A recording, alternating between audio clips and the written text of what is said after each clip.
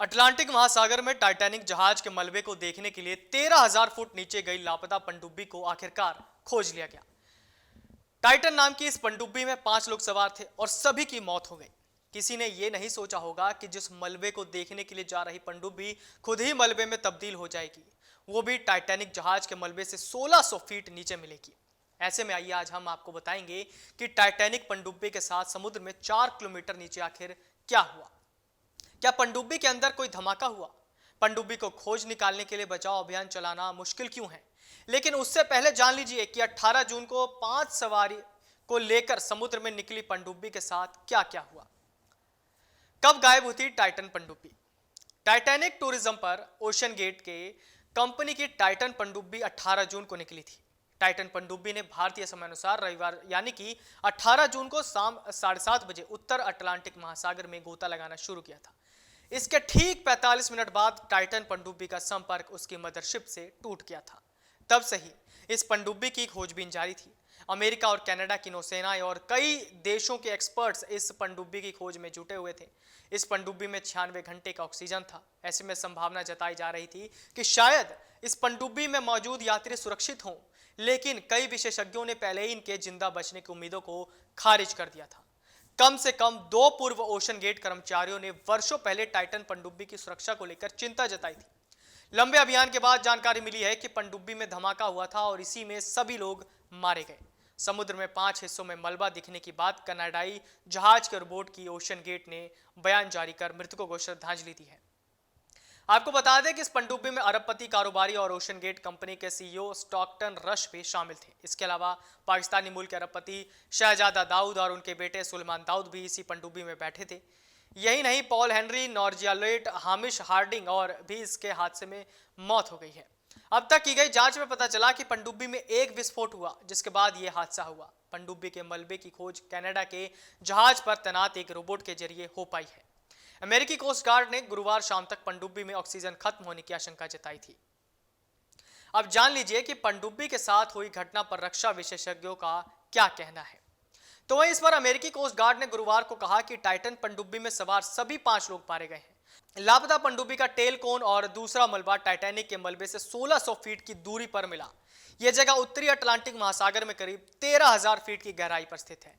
अमेरिकी नौसेना के एक वरिष्ठ अधिकारी ने बताया कि नौसेना को रविवार को मलबे वाले क्षेत्र में एक विस्फोट के अनुरूप आवाज सुनाई दी थी। यह वही जगह थी जहां टाइटन पनडुब्बी गोता लगा रही थी। अधिकारी ने गुरुवार को कहा कि नौसेना ने तुरंत उस सूचना को खोज प्रयास का नेतृत्व कर रहे ऑन साइट कमांडरों को भेज दिया और इसका इस्तेमाल खोज के क्षेत्र को कम करने के लिए किया गया।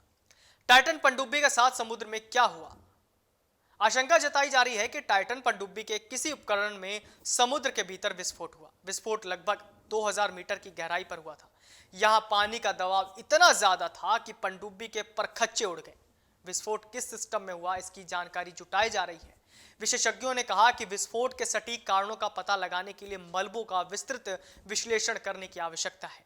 अब इस सर्च टीम के सामने सबसे बड़ी मुश्किल इस पनडुब्बी के टुकड़ों की खोज करना और उसे पानी से बाहर निकालने की है। ये टुकड़े उत्तरी अटलांटिक महासागर में 4000 मीटर की गहराई में पड़े हुए हैं। यहां ना तो रोशनी है और ना ही साफ सतह पर समुद्री कीचड़ का अंबार है। पनडुब्बी का खोज निकालने के लिए बचाव अभियान चलाना मुश्किल क्यों है? अब यह भी एक सवाल है। लापता टाइटन पनडुब्बी के लिए बचाव अभियान चलाना बेहद मुश्किल है। इसकी वजह यह है कि अमेरिकी नौसेना की ज्यादातर पनडुब्बियां केवल 800 फीट की गहराई तक जा सकती हैं। दुनिया में अब तक सबसे ज्यादा 1575 फीट की गहराई तक बचाव अभियान चलाया गया है। 1973 में रोजर चैपमैन और रोजर मेल्सिन 3 दिनों तक कनाडा के करीब समुद्र में अपनी पनडुब्बी मीन के साथ गायब थे। तब उन्हें बचा लिया गया था, लेकिन टाइटैनिक का मलबा 13,000 फीट गहराई में है, इसलिए इस पनडुब्बी पर सवार लोगों को बचा पाना मुश्किल लग रहा है। इसके अलावा दूसरी बुरी बात यह है कि लापता पनडुब्बी में अटैचमेंट पॉइंट नहीं है, जिसकी वजह से ये बचाव अभियान चलाना आसान नहीं। दरअसल टाइटैनिक जहाज करीब 111 साल पहले अंधेरी रात में एक आइसबर्ग से टकराकर डूब गया था। उस अंधेरी रात में ज्यादातर यात्री नींद में सो रहे थे। जब यह हादसा हुआ तो जहाज करीब 41 किलोमीटर प्रति घंटे की रफ्तार से चल रहा था। जहाज इंग्लैंड के साउथहैम्पटन से अमेरिका के न्यूयॉर्क की यात्रा पर था। साल 1912 में 14 और 15 अप्रैल की रात अटलांटिक महासागर में समा गया। इस हादसे में करीब 1500 लोगों की मौत हो गई थी।